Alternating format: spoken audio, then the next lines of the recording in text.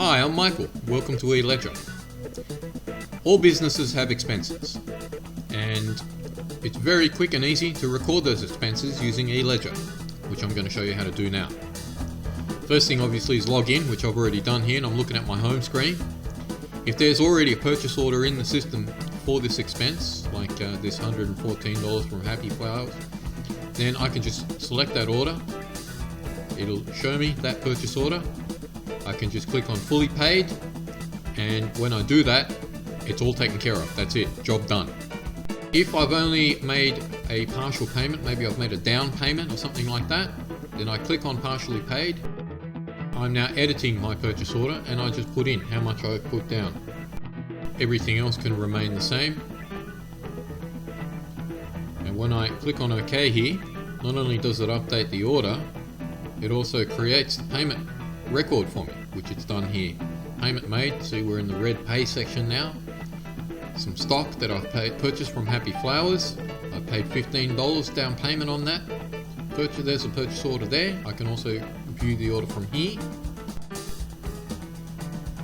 I can see now that the unpaid amount on that order has gone down by $15. Now the other kind of expense may be something where there isn't a purchase order in the system, in which case I go to that red pay section up the top and I can record a new expense payment from there. And I can enter in the details of that payment record.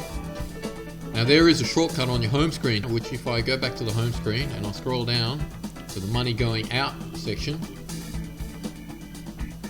I can just click on that, record an expense I just paid.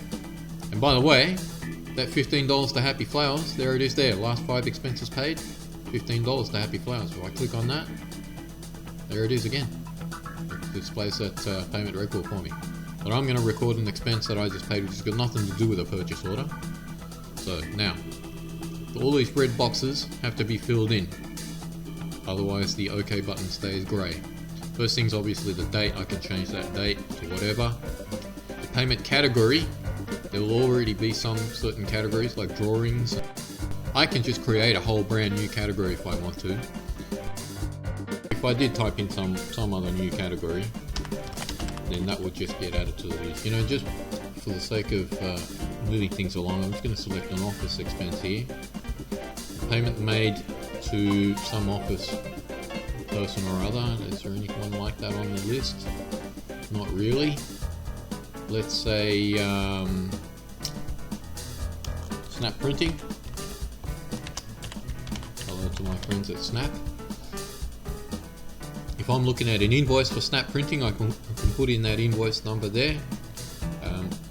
Similarly, if I was working from a purchase order, which I was previously, I could select that purchase order and it would fill in all those details for me. In this case, we don't have a purchase order for this. The amount, all important amount, say $20, including or not including GST. And I can also put in a little note here. What was this $20 to Snap Printing? What was that all about? Let's say that was for I print out some flyers. Yeah. And we're done.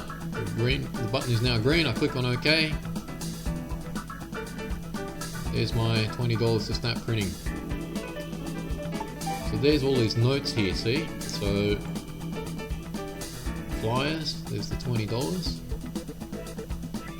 There's the $15 to Happy Flowers. And there's a running total down the bottom. I can just look at, say, only the office purchases. I can just click on whichever one. I can click on the pencil icon because maybe I made a mistake. Actually, that $20 wasn't for flyers, that was for a poster. I can just change that there. And actually it was $25.